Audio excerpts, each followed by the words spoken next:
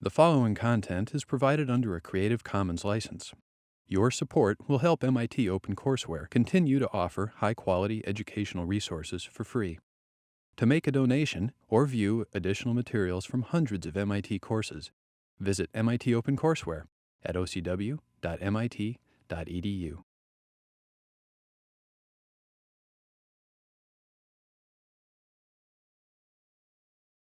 The piece that I've handed out to you covers the trajectory that we will follow from 1 to 7. Let me make a comment about the formal structure of these examples. The grid is a universal language. It is used in the cosmic model in Chang'an in 190 BC, and it's used in the 1811 Manhattan extension plan. The assumption, if one takes this too literally, is that the grid is a language which can perform its function in almost any context. That is possibly true. In each case, it requires one to ask questions about the nature of the grid, its context, its size, its manifestation, what the contemporary culture was attempting to produce. The commissioners who laid out the 1811 plan for Manhattan spoke in terms of trying to create the most everyday environment they could. What does everyday mean to them? They had the examples of New Amsterdam, the Dutch settlement, and the British settlement which followed. Wall Street, by the way, was the separation between the English and Dutch settlements.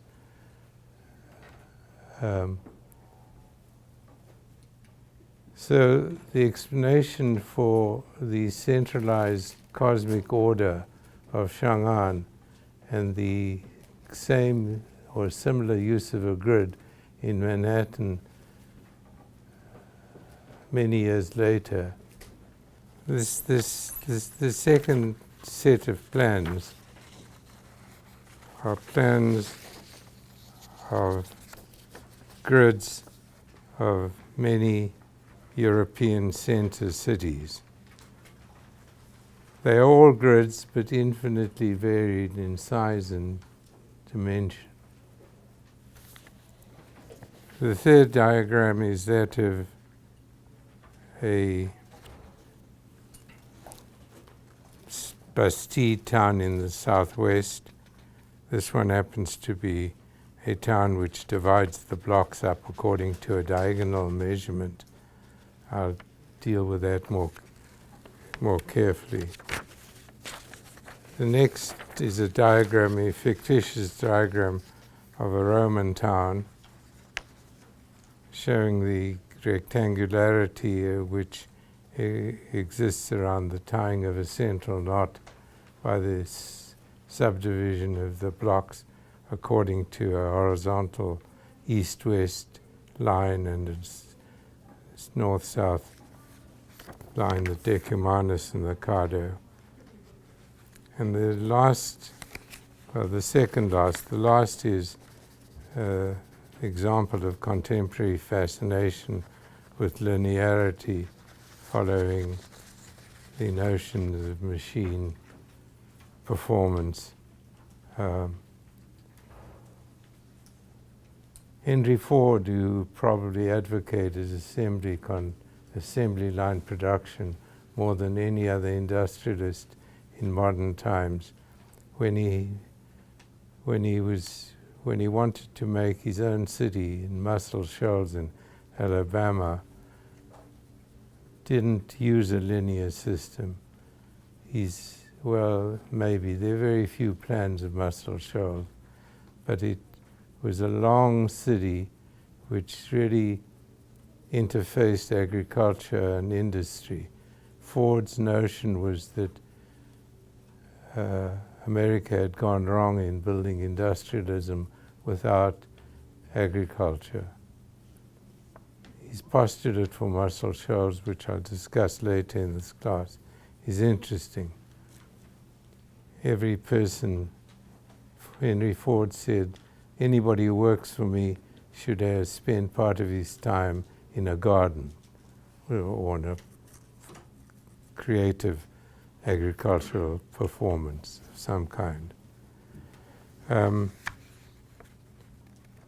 example on the second last page, Southwest Washington in plans, L'Enfant's notion that the city should be made up over time by points of interest based on the topography and on a diagonalized system of connection was opposed by Jefferson. Jefferson made an earlier plan which is very difficult to decipher, but is longitudinal and rectangular. Enfant is quoted here as saying how boring a grid plan is.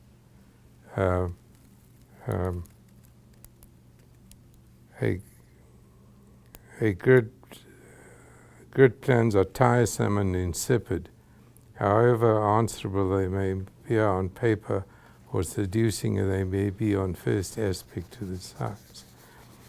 Compared to Alexandria in 77, which was a rectangular plan, which was occupied right from the beginning and worked subsequently very well. So one of the aspects of the machine model which this seems to suggest is that it has a very high speed of return. You can have a plan in an extreme situation which requires minimal amounts of surveying, it has a high aspect of legibility. According to Gestalt theorist of urban form, they would say that it's because there's only one angle in a right-angled intersection. Any other intersection involves more than one angle, and a basic fundamental law of visual economy would suggest that you would prefer the security of the right angle. That is a linguistic assumption, and it's probably got a meta-truth associated with it. It's not the only reason that this grid form appears in the machine model. The cosmic model, which we discussed last time, put forward the ideal of a crystalline city, stable and hierarchical, a magical microcosmos in which each part was fused into a perfectly ordered whole. If it changed at all, it did so only in a rhythmical, ordered, completely unchanging way. Thinking of the city as a practical machine on their own is an utterly different conception. A machine also has permanent parts, but the parts move and move each other. The machine can change, although it does so in some clearly predictable way. Stability is inherent in the parts, not necessarily in the whole. The whole grows by addition. The wider meaning is simply the sum of its parts. It can be taken apart, put together, reversed. Its pieces can be replaced. It is factual, functional, cool, not magical at all. This is a very basic statement. That you can endow a machine with magical properties is perfectly possible for the human brain. We will see in the later examples where in fact this is an aspect of the machine model which appears much later. In its earliest times it's very pure. The machine model occurs historically most often when its settlements are temporary, secondly, when they have to be built in haste or being built for clear, limited, practical aims. The expansion of Manhattan north of Houston Street invoked no magical properties. When the Rockefellers intervened and built Rockefeller Center, there was some sense of being able to, they did so partly, historians claim, to maintain their hegemony over that part of Manhattan where their house was. Rockefeller Center can be seen to fit into the overall machine-like system of Manhattan, yet on its own it evokes larger cultural evocation. We'll talk more about that as we talk later on in this class about some of this. Number, what I said, it's most useful in temporary situations, when the environment is built in haste, when it's built for clear, limited, practical purposes, when it's also used to allocate land and resources quickly. There's a kind of built-in idea of equal distribution in mind as well. You'll recall Marx's comment, which I made at the beginning of the class, about the emerging distinction between country and city. What emerges as urbanization is increasing gap in land value between anything that's urbanized and anything that's ruralized. To pay back the enormous investment in labor, the Romans, for instance, paid back veterans who served in the army by land. It needed to subdivide the land in an equitable fashion. The word in English, lot, which refers to a plot of land, has the same root as the word lottery. The lottery was used quite extensively in this equalization. So the machine model becomes a checkerboard in some sense, in which you can give people the promise of land value, but you cannot exactly initiate a central point. There may be a central point at the crossing of the Cardo and Decumanus, but that would be reserved for the Roman Forum, not for private land. In the laws of the Indies, Los Angeles, the last of the laws of the Indies cities in the United States, the central plaza was 200 by 400 feet, and then the grid spread out from that. So this notion of a kind of democratic distribution of urban land is fundamental in the process of urbanizing at low cost, additional low cost. The cosmic model required enormous investments in defense. The first set of examples we look at are the Egyptian slave quarters built to promote the eternal life of the pharaonic cult. For reasons which are rather obscure, Egypt was not accompanied. Egypt's development from 3000 BC onwards didn't involve internecine warfare, which meant that no investment need to be made in walls to defend a local site. Once you invest in a local site and pay for the cost of fortification, you don't move.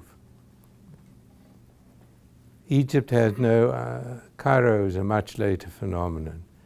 in the 3,000 years until about 600 BC, there were no cities in Egypt. Thebes and Memphis were only temporary cities. They were built to enable the construction of the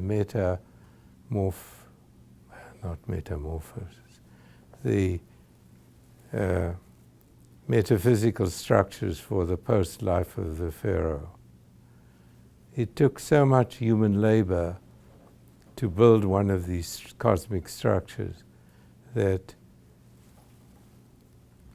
the idea of labor and cost and materials didn't go into anything which we would describe as a normal city.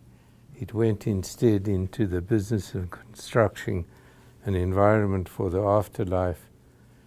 Yet that piece of the pharaonic complex, which housed the laborers, were based on a postriga system of block development, which I will show you in the slides. But I have a question there. yes. By the time you make one of these cities, the amount of resources that you have invested, both time and effort, that cements the population. Sure, population that sure. leave.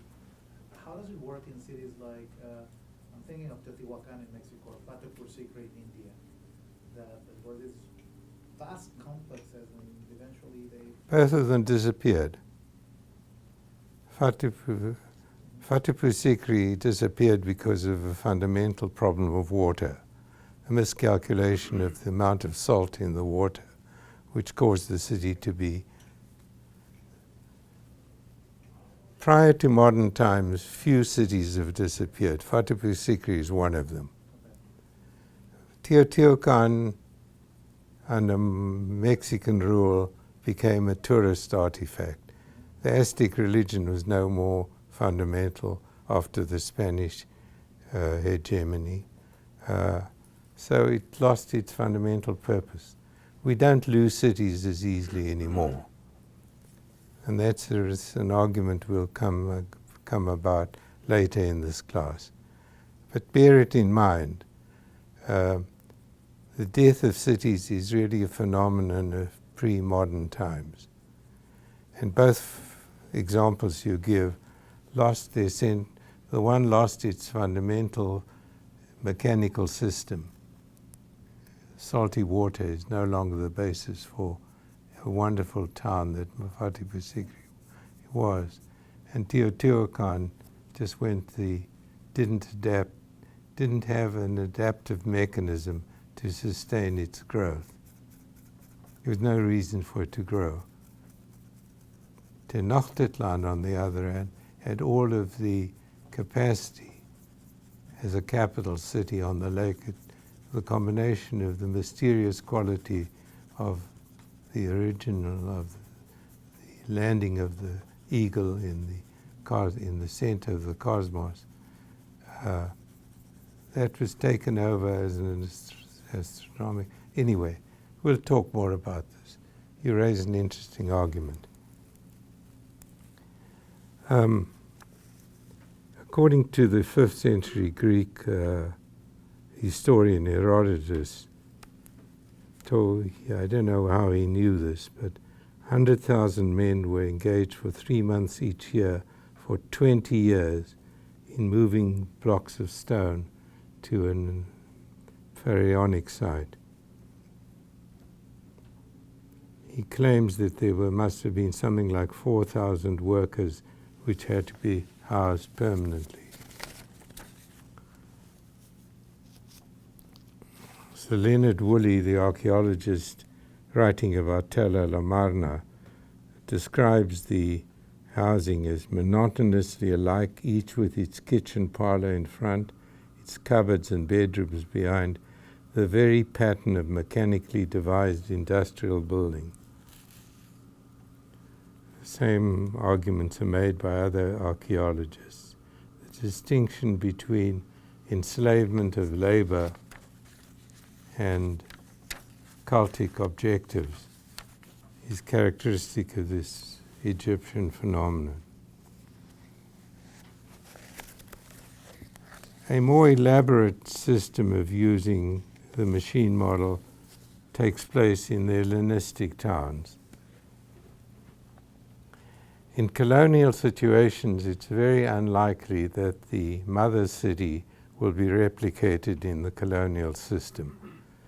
Delhi is not like London. The laws of the Indies towns, Bogota is not like Madrid. Athens had its own unique structure. It was on a rocky site.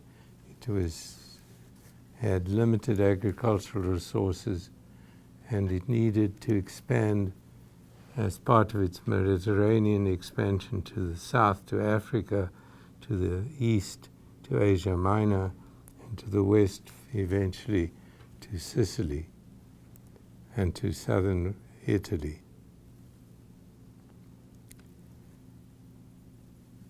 The building of a colonial empire took place not because of the advantages of the mother city. In fact, 5th century democracy in Athens is unlikely to have been spread. There's one theory that says the Greek islands, or the Greek colonial sites, they're not islands, were the result of an expansion of democracy. Democracy only occurred in the 5th century BC. The colonial expansion of the Greeks took part prior to that. The most important of the colonial towns, the grid-like towns, was built in 479 by the planner Hippodamus, who Aristotle says had long hair and had interesting political theories. He discovered the method of dividing cities and cut up Piraeus. He also known by some historians as the inventor of the gridiron and the father of town planning. Hippodamus, 479, Miletus. This was the first time that a town was considered as a totality, in a certain sense. All the parts of the town were in place, except perhaps for industry. One doesn't know from archaeology how much industry took place in these colonial towns. They were essentially trading towns. Mumford argues that the grid year serves as a method for making formal clarity of international trade. There is something to be said for having a recognizable or legible environment as you move into new environments. You put your stamp on a place. It's much like building a Hilton hotel, which hardly serves to emulate the environment or to affect the environment. But Mumford's argument is that modern trade requires a standardization of commodity. He later on, in talking about the American grid of expediency, refers to capitalism and the grid of expediency as phenomenally correct and absolutely connected. Whether this is true, we will discuss as we go through this class. There is no absolute connection between capitalist theory and grid phenomena.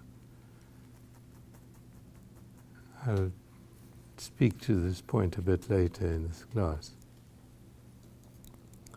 The other towns of distinction were Olynthus in the northern Greek peninsula. Well, no, it's not on the peninsula, it's further north of Athens. And Priene, 300 BC. All of these involve the same phenomena shaped within the grid. An agora, a wall. The wall didn't conform to the grid-like system. These towns were built on defensible sites, so that the wall system was informal and took account of the minimum ways of building infrastructure sloping land. The British architect Peter Smithson, in a talk on the BBC, once argued against the classical vocabulary of Greece.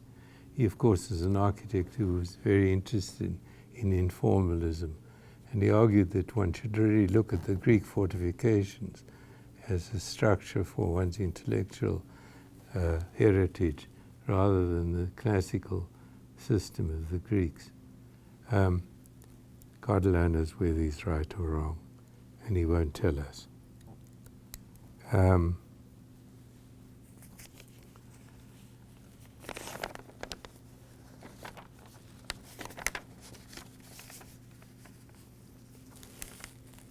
There's no central axis made by the intersection of major axes.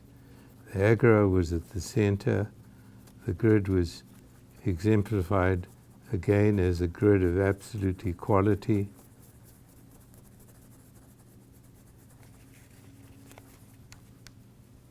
These towns had lives beyond the Greek time. They were overtaken by Hellenism, by Romans, and most of them have disappeared. They couldn't withstand the requirements of change. Greece was replaced as a power in the Mediterranean, and these towns disappeared. But I have referred to Mumford.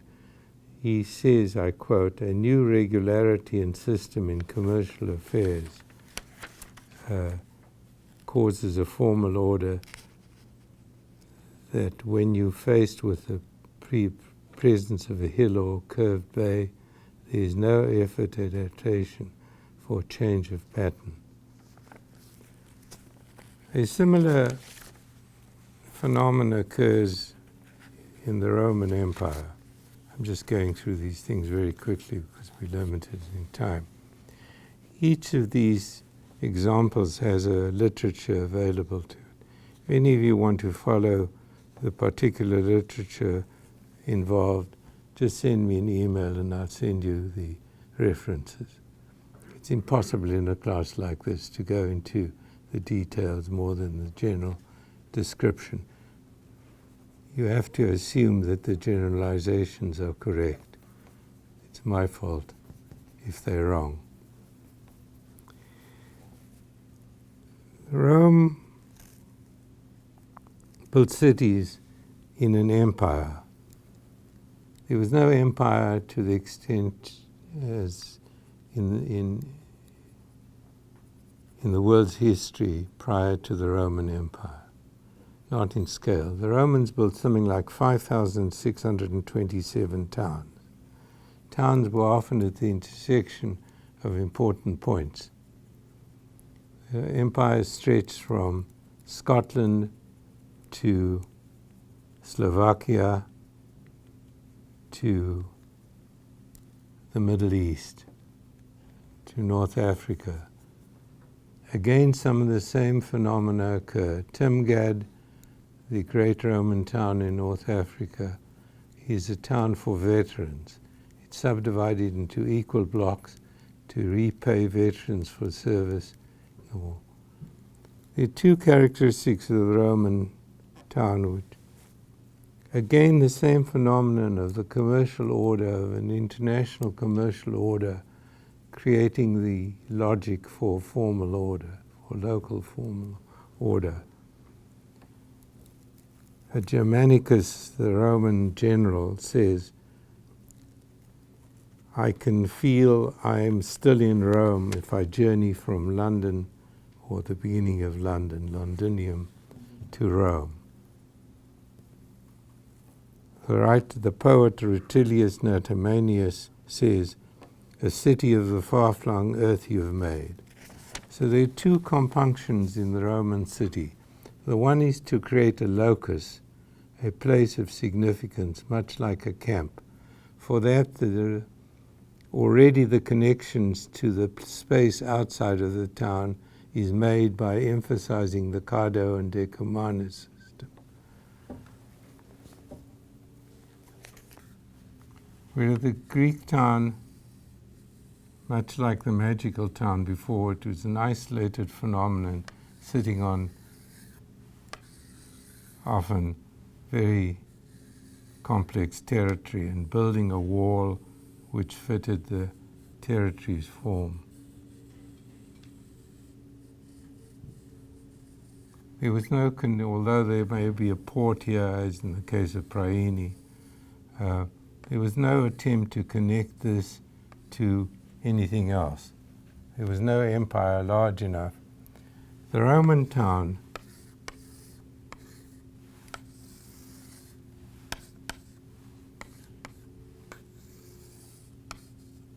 was an empire town. The Cato and Decumanus centralized in a forum and was a version of an encampment which could be built anywhere.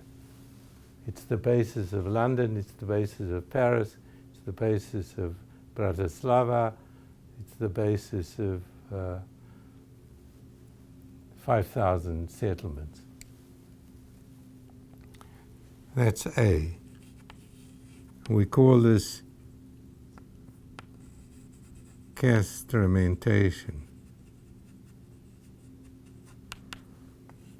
Phenomenon. That is to logically extend the marking of the territory outside the town. This is called centuriation. Sorry, you can't read my handwriting. Castramentation, centuriation. That is the measuring of land outside the town by a surveying technique using a grammaticus, a man who needs how to lay out parcels of land. These were both used for agricultural purposes and also as payment for service. So the Hamitic quality of the Greek settlement, colonial settlement, is quite different in spirit. Every neck, every crossing was a town.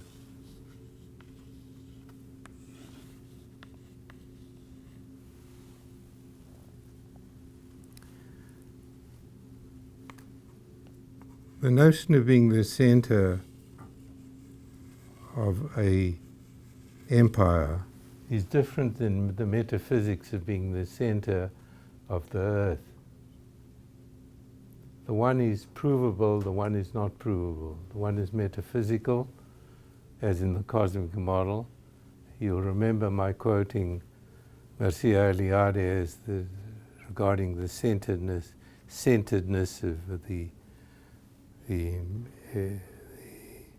archaic world. The centeredness here is of course the center of Rome with all its fora and magnificence was the center of a fundamental system of financial distribution. The Roman Empire was built on fiscality, that is, on the learning to tax people locally and then feed the money back into a central place. This is the first model of colonial enterprise. You find some wonderful reactions to it. Bellini's opera Norma.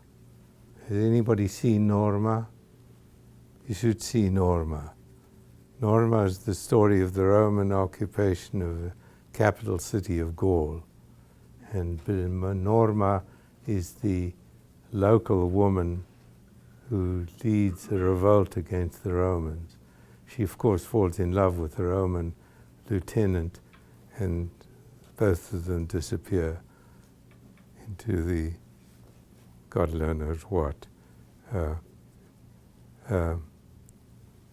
Or you can, if you want another evocation of the Roman city, read Shakespeare's play Coriolanus. Coriolanus is a bad Roman, and he suffers on his attempt to return to Rome, to his mother center, but fails in his attempt. Okay, there's a lot to be said about the Romans.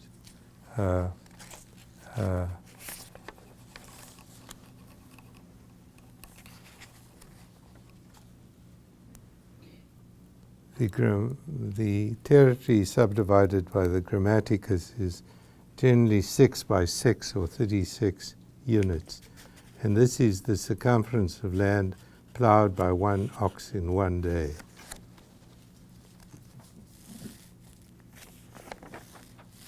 I'm wanting to go through this very quickly because we have to look at some images, and there's no point. I'm only trying to make as central an argument as I can about each case.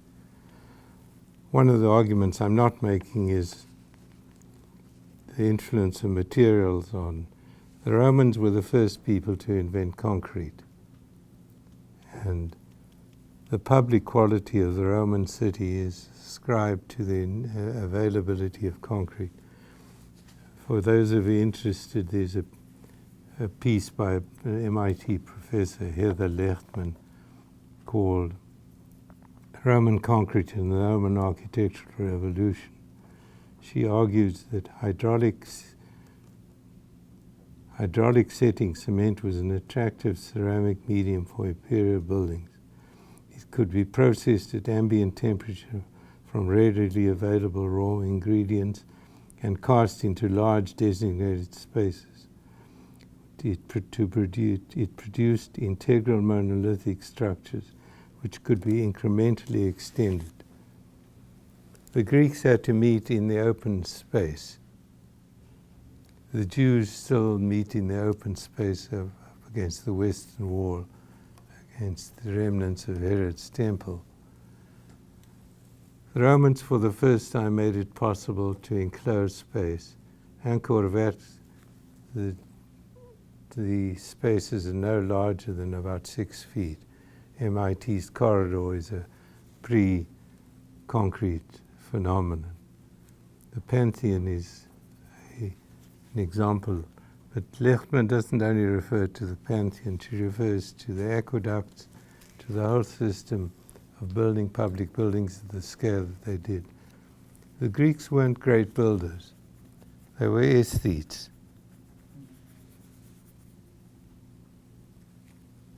There's a thesis last year by Daniele Cappelletti who argues that the Romans enabled the beginning of what he calls ectonic architecture, that is, the interior of buildings. The Greeks weren't interested in interiors. They were exteriors, externalizers. The plan of the Agora doesn't follow any axis. It's a jumble of things, much like the Mayan town. If you devote yourself to creating buildings which only make sense given the exterior, what they can see or how they can be seen, you can deviate from the model that the Romans used. The post-Roman period we call the Middle Ages. In my learning of history, these were the Dark Ages. Nothing happened. The world only emerged after a period of immense turmoil in Europe. There's been recent history done on this period from 300 to 900 AD, from 400 to 800 AD, to mention two new books. There's not too much to be said. The Roman system was localized in every respect.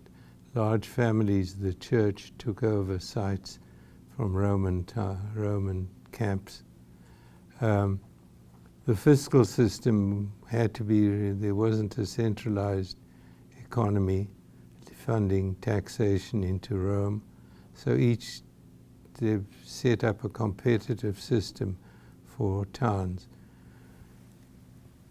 One of the things that the Roman roads did was to allow the subsequent cultures to use a system of moving large distances.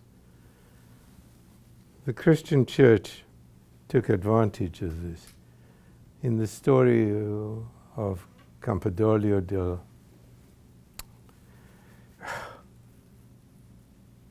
what's the town in the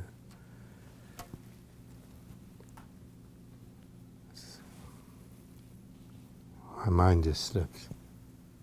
The town I wrote about in the first reading. It's really one of the saintly cities in northern Spain. Campidoglio, named Compostela. Of course, it's named after James. It's got the same name as San Diego, and all of these. Sorry, I tried to remember too much. Pilgrimage was made possible by virtue of the Roman roads. So was in medieval connections in commerce. A pilgrim could come to Compostela from Bulgaria, walk or take a donkey, move through France, where they would stay in religious hostels, eat coquille Saint-Jacques, which is the food which emanates from Compostela, because Compostela has a signature in the scallop, much like Shell Petroleum. It adopted the scallop as its important logo. I think the first post-medieval notion of the machine-like phenomenon occurs with the expansion in the 13th century of the French bastide towns. Bastide is B-A-S-T-I-D-E-S. In the 13th century,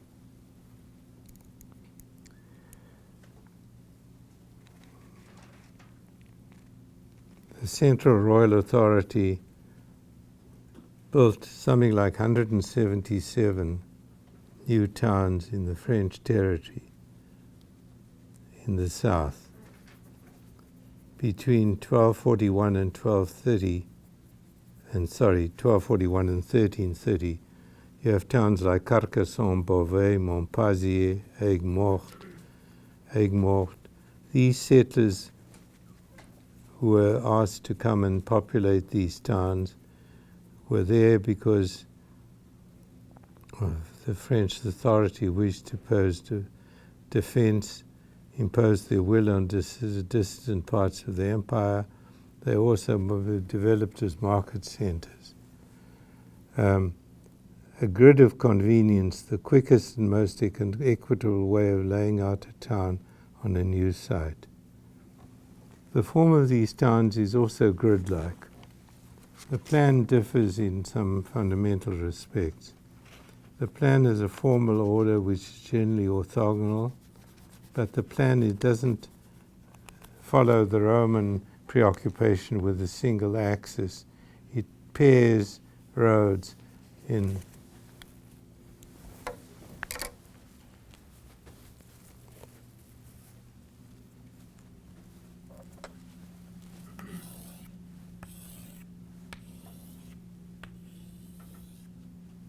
this is the central square, and where the road passes through the central square, it is arcaded.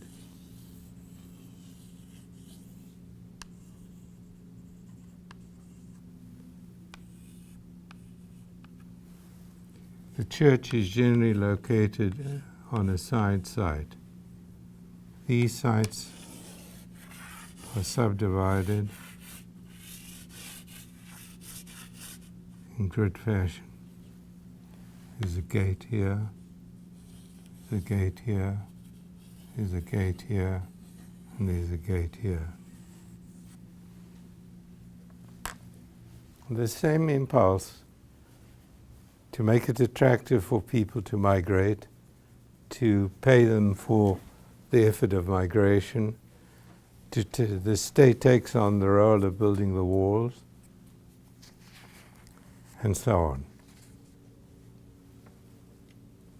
Has any of you been to a town like this? Which town do you remember? Well, Montpellier is probably the best known. It has the most developed system of arcades. If you have any chance to visit Montpellier, do so. It's the wine is good.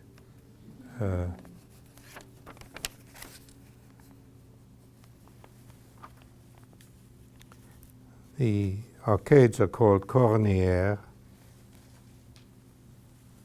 and the subdivision of the land is called, in French, is referred to as checkers. The popular game checkers has similar notation, formal notation, as the layout of the town. By the way, Winston Churchill's house was named Checkers as well. I haven't the faintest idea why, but it's amusing.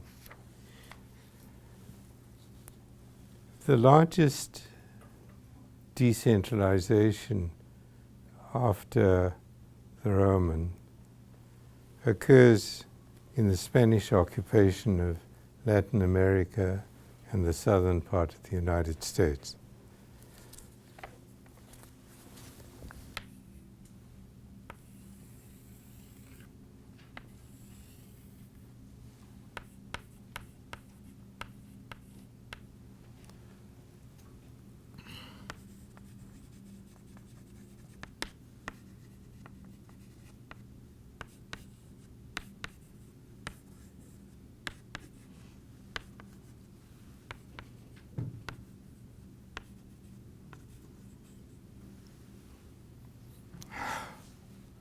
This is about as crude a generalization as one could make, but I'll try.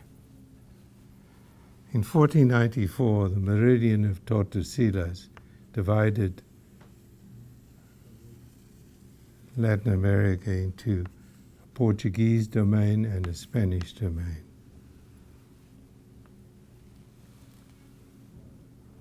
The laws of the Indies applies to this domain here, and also to this domain here, which was part of South America at the time.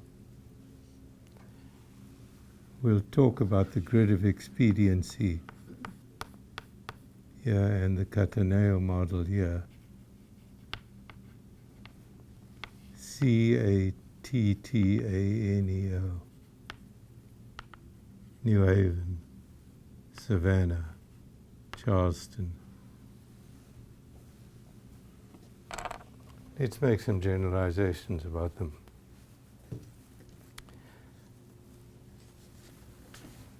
In 1573, Philip II, understanding the military, religious, and financial availability of land in the hinterland of the Americas, created an argument or set of principles on which towns would be laid out. These are called, in English, the laws of the Indies. They describe the way there are a set of rules which specify, I'd better hurry, the size of the individual components of the town. The main plaza was to be oriented so its four corners pointed to four cardinal points of the compass. It shall not be smaller than 200 feet wide and 300 feet long, no larger than 800 feet long, and so on. It had a formal message to convey to the Indians who located around where the new settlement took place. When the Indians see them, they will be filled with wonder, that is, the church. The Indians should not be let into this town until the church is finished. The church architecture represents the formal attribute of colonial superiority. The Indians must understand that they've been conquered by a superior race. Therefore, the church, which is to the Spanish the highest form of contact with God, and the only formal attribute that we have other than behavior and ritual, becomes the temple of the Roman town, at least of the Lords of the Indies town.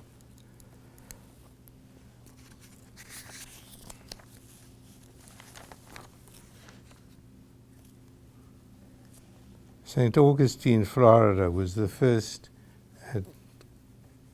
application of the Lords of the Indies in 1565. Los Angeles was the last of the Spanish settlements, 1781. So the period of this 1565 to 1781 takes care of many of the towns, St. Augustine. The Anglo-American grid, which is the grid of experience to the north, overlaps with the Lords of the Indies grid in towns like Albuquerque. If you want to look further into how this structure works when the two collide, I'll give you the reference. It's a piece written by an ex-student of this class, published a number of years ago. The Portuguese Empire was left to develop according to a pattern different from the Spanish towns. The Portuguese Empire was casual. It was really spent most of its presence in the Iberian Peninsula looking outwards and being dramatically oriented and conquering the sea routes. Sao Paulo, which is now one of the world's largest cities, one of the few 20 million person cities, has its origin in nothing more than 3 different religious sects forming the town on a hill away from the water. Sao Paulo should have been on the water. These people made a mistake and in competition with each other set up 3 points of growth in central Sao Paulo. How does the law of Indies apply to a city like Mexico City, in which there was Tenochtitlan already established? It adapted. Most of these generalizations and rules are systems of order which have to compete with the existing structure. The Greek town, had it been in the desert, would have been paid less attention to it. The Egyptian town, being on the flat land, didn't deal with topography. The story of Mexico is a long story, and I haven't got time, unfortunately, to maybe I can send you an email about it. But you know the story of Mexico City. Where are you from? I'm from Mexico. Where? So I know the story of Mexico. What I'm trying to understand is how it deviated from run a standardized town and designed follow the laws of India.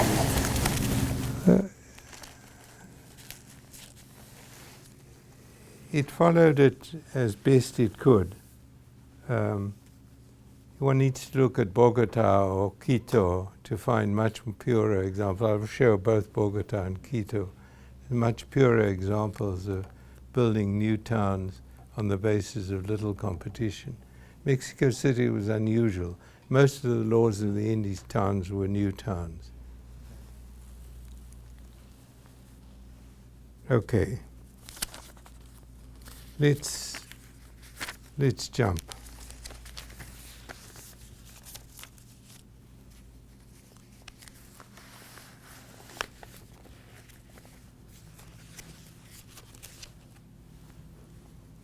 The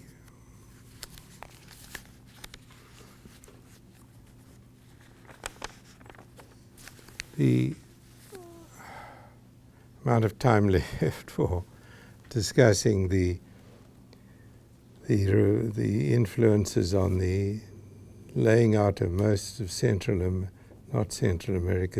North America can be found in books by John Reps, Town Planning in Frontier America, a number of texts.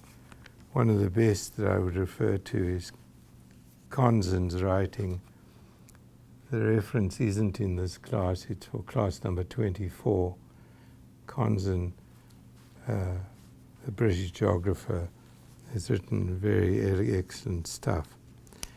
Essentially, the components of the grid of expediency are the following. Number one, the Land Ordinance of 1785, which divided the unbuilt part of the United States, first only part of it, then finally most of the United States, into a grid of 6 by 6 miles. Local authorities or local towns could then subdivide within this grid. Most of the subdivision was taken care of by two forces, either private development, which subdivided land into smaller units, or the railroad companies, which merged town development and railroad profits hand in hand. The standard plan used by railroads for 33 towns developed by one group alone in Illinois. There was another force at work, and that was the movement of religious groups such as the Mormons across this country. The Mormons started in 1830 in Upper New York. They moved to Ohio, Kirkland, Ohio. They were pushed out of there. They moved to Missouri. The revelation that this is the new place. They were moved out of there. They went to Nauvoo in Illinois and spent the winter quarters in 1847 in Nebraska. And finally in 1847, after a journey of 17 years, Brigham Young said this is the place, and it developed Salt Lake City. Salt Lake City is a grid city which has a set of micro rules about which lots can be developed facing the streets and so on. Talk about that later. Two people who've argued about the grid of expediency.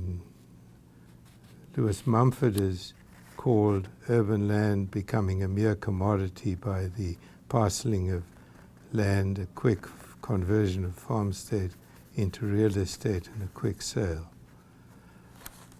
Richard Sennett has written in The Conscience of the Eye about the Protestant ethic of being satisfied with what he calls the Protestant ethic of space. Here is where the grid found its place. It was a space for economic competition to be played upon like a chessboard.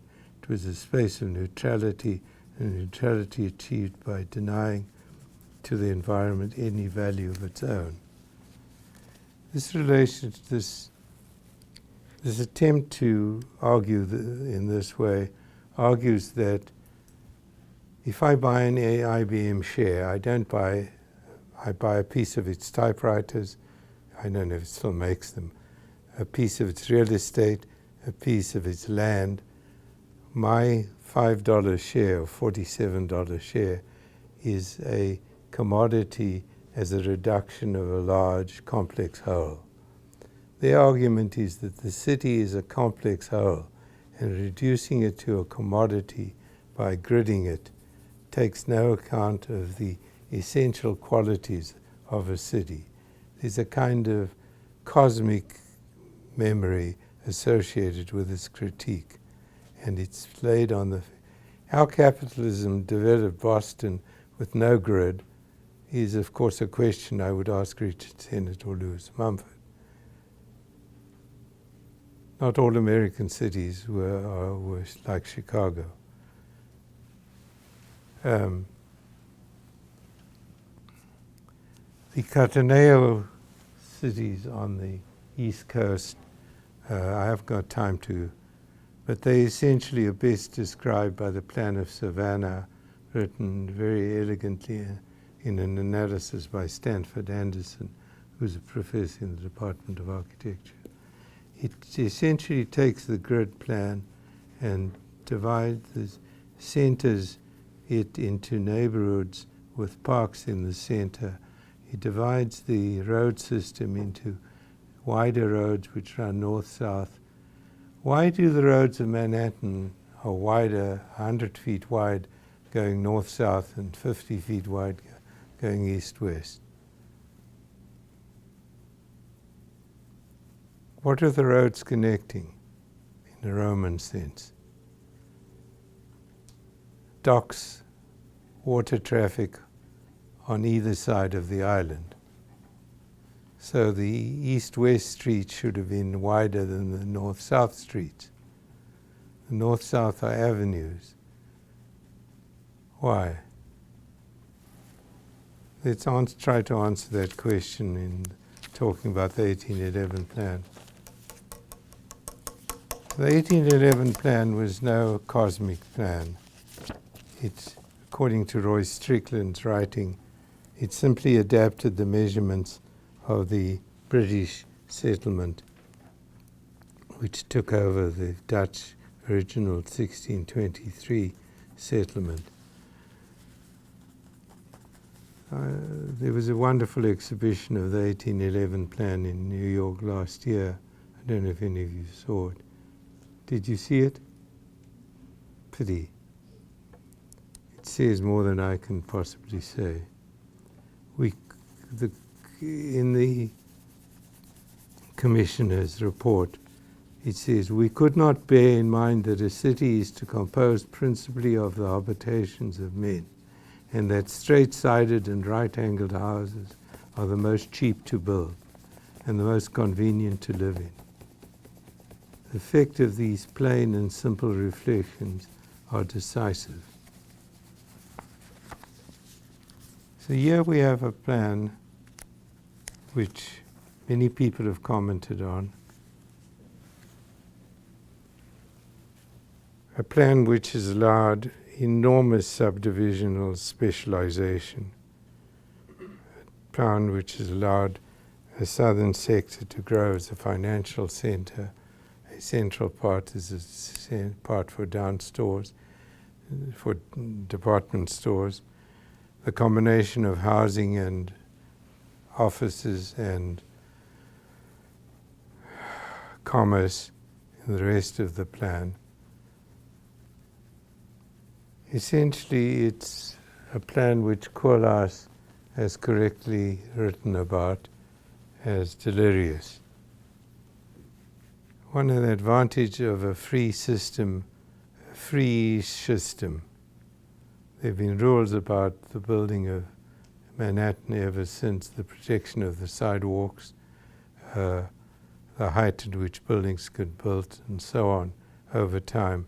But the essential grid has remained. It is fundamental to the grid system of New York that Central Park connects east and west. The grid system is the fundamental flexibility phenomenon of Manhattan, and it, coupled with the combination of income and density produces a unique situation which we will examine more carefully later in this class. But could Manhattan be developed on a different principle than a grid? That's asking a big question. We'd have to do different plans for Manhattan and try to assemble the conjecture that follows. We're not doing it, and it's ridiculous to do it.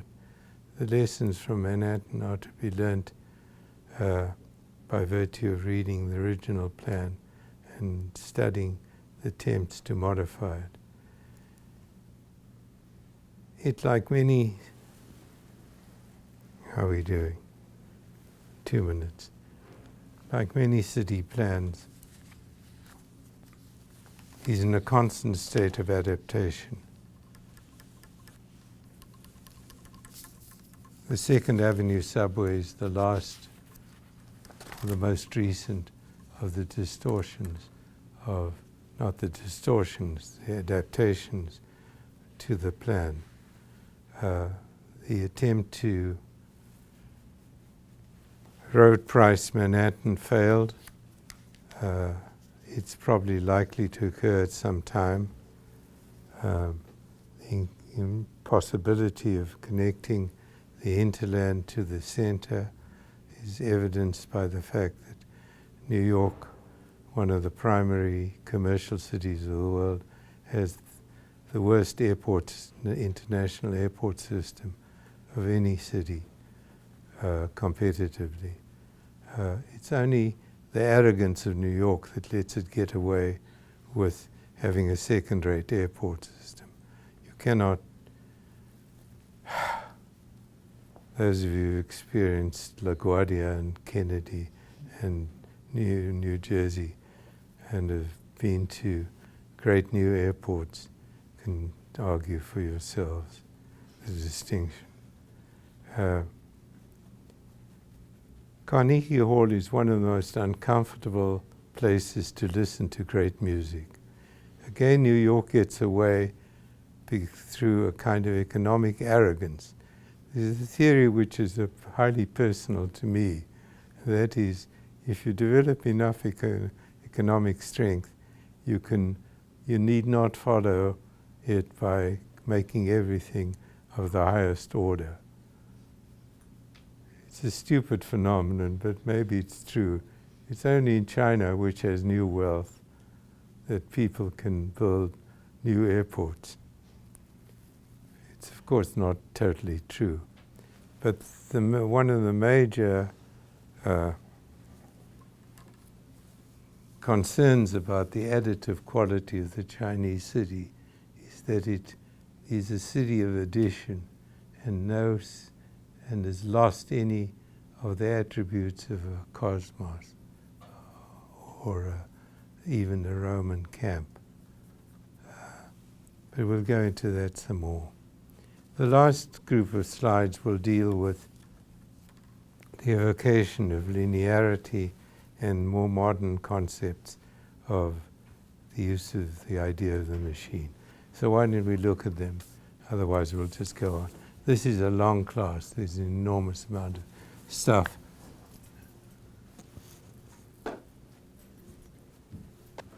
I don't apologize for these first three classes. Most of you haven't done enough urban history.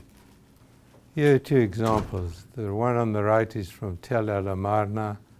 One on the left is from Kahun, 2460 BC, and 1320 BC. Next. This is the town of Tel El Amarna on the east side of the Nile, built by the pharaoh Anakheton and occupied for only 40 years. He had a religious argument with the priests in Thebes and went across the Nile to build his new town. The yellow in the plan refers to the workers' layout. There's another story which I haven't got time much to go into. That In Freud's writing about Moses, the book is called Moses and Monotheism. He talks about the connection between Egypt, pharaonic Egypt, and the emergence of Palestine. There's some notion that this plan for Jerusalem is taken from the Dead Sea Scrolls. There's some notion that there was some connection, passing on of information from the Jebusites, the first occupiers of Jerusalem, or one of the first, and the Egyptians. Next. The Greek town, Miletus. Miletus, you can see the structure of the containing wall. The orange and darker colors are the imposition of the Romans on top of the Greek plan. Next. Okay. Praini. The main axes roads are again north-south, with minor roads east-west, and the central agora complex and temple complex in the center parts of the town. The Roman road system, an extraordinary phenomenon. Just imagine at the birth of Christ, or a couple of hundred years afterwards, that there be an empire built as significantly connected as this. This gives some indication of the location of the Roman towns. 5,627 according to one authority. Next. Castramentation. The idea of the town as being centered by two connecting roads, a fortification around the outskirts, and the notion of a gridded system outside. It takes an enormous amount of thought to imagine a town which has a fortification having a counterpart formal order outside the town. That is unique to the Romans. They were so conscious of the clarity of the empire that they could imagine making the land, again, the land as opposed to the city in Marx, the land as a friend of the city. Next. Here is the 6x6 system of land subdivision for an ox, which an ox can perambulate in one day. The layout made by a nomon at the hands of a grammaticus. Here near Imola in central Italy, you can see some of the effects even today of the lands of the centuriation pattern. The city is only an existence in its relationship to the space outside it, as it is condensed in its interior. It's a phenomenal idea. It's an idea which American cities have not, or say modern cities have not understood completely. Next. Timgad, the great Roman city for veterans on North Africa. The Cardo and Decumanus here are shortened because of the location of the forum and the amphitheater. Next. Two plans, Verona on the right, and the first attempt in the first relatively Renaissance plan of Florence, based on attempts to introduce a local taxation system and still respecting the Roman grid. Next. The southwest of France, the Bastide towns, the pair towns of Cornier in the center, the church on the side. Next. Connaître-sur-Garonne. Here you see something interesting geometrically. The blocks, as they go further from the center, have their horizontal length based on the diagonal of the previous. So the blocks get further, get bigger as you go out. It's a geometric trick. Here it is. Next. Aigues-Mortes, the great town on the Mediterranean, clearly and prismatic. This served as one of the launching points for many crusades to Christianize Jerusalem. And here's one of the roads running through the central plaza, a Cornier system of creating a greater pedestrian opportunity in the center. It's like building a permanent arcade around the center. Next, which you can. Here's the meridian of Tordesillas, the Spanish world and the North American world. Here's a typical Laws of the Indies town. I think it's Caracas, Central Plaza. Next. In contrast, the development of the typical Portuguese town,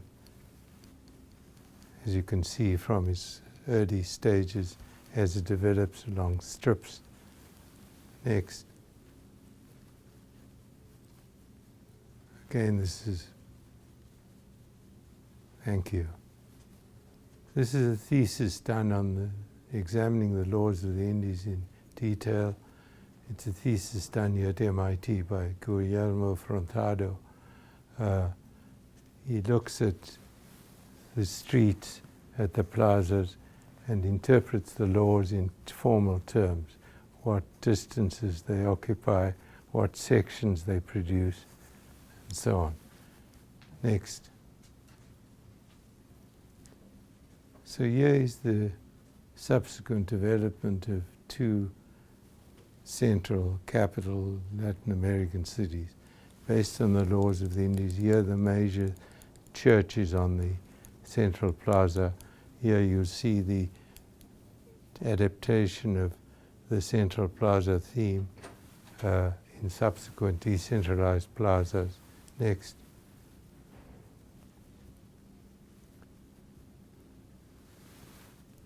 Subdivision of the 6 by 6 mile 1785 system. Next. Salt Lake City, Harrington, Kansas, built by the railway company. Next. Chicago, which we'll deal with in some detail later on, and Burnham's plan to 1907, 1905 plan to centralize the grid of Chicago. It's an extraordinary plan, diagonalizing the grid towards the center. It's a kind of attempt to cosmetize Chicago. Next. The 1811 plan. This is out of focus. No, why don't change this? The story of Central Park is another story. Next, the inevitable connections of East and West, maintaining the grid while still producing a major public garden. Next. The Cataneo model, that is dispersing open space throughout the system and having different widths of roads, is part of the system. Next, Savannah, Georgia. Still a marvelous town. A town which has resisted. There's a book called The Night of Garden. What's the book? Anybody know the book? Which talks about the Savannah's decision not to take large companies like insurance companies as headquarters because of their attempt to keep the local system. Next. and a few of the modern examples. This is Soria y Mata, the Spaniards' plan for linearizing the outskirts of Madrid. The linear model being a very popular model taken essentially from mass fabrication systems. Next. Corbusier. The foaming steed, the magnificent steed, the superb steed, the engine of the express train, the steam engine which people went to see. And the Ascoral plan, of which Corbusier was one of 1940, a plan to link Europe, to linearize Europe. Next. Captain Chambliss's plan for linking New York and Washington with a public train system that had an effect on the local, that fed off the agricultural land next to it. Somebody called it a horizontal skyscraper. Kenzo Tange's 1960 plan for linearizing Tokyo and creating a greater use of the harbor, of the water. Next. Stupid plans like this by Yona Friedman to linearize Paris. I mean, absolute madness. You should lock people up. Next. The fascination with the bringing together a number of mechanical forces, train, bus, pedestrian, in the many schemas for maximizing density in New York. The stupidity of the archigram proposal for moving. The archigram would have worked very well in Egypt, where you had no investment in permanent sites, but you moved around. This is the grasshopper city, which moves around. If there's anything we've learned historically, that the inertia of cities in modern times maintains this position. I've said this before, but you can count the number of cities. There are cities in trouble, like Detroit, but there's no disappearance of cities, or very few, compared to previous times. Next.